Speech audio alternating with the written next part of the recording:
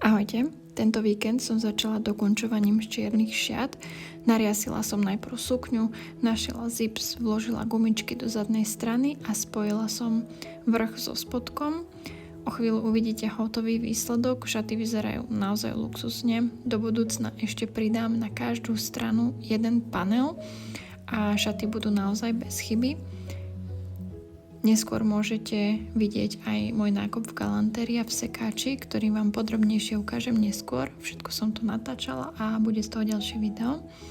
Po minulotýždňovom fiasku s pridávaním videa na Instagram som sa tiež rozhodla, že videá nebudem dávať na Instagram, ale na YouTube.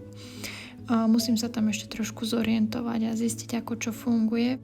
No už teraz sa mi to veľmi páči. Na YouTube tiež môžem pridávať rozsiahlejšie videá, čo znamená viacej rôznych návodov alebo podrobnejšie postupy, ale aj menej uponáhlané videá zo šitiarne.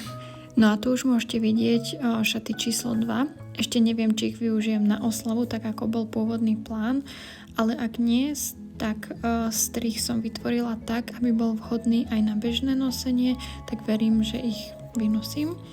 Aj keď to na prvý pohľad tak nevyzerá, ale bolo to naozaj obrovský kus práce. Už budúci týždeň uvidíte výsledok aj ružových šiat, tak sledujte aj naďalej a vidíme sa budúci týždeň. Ahojte.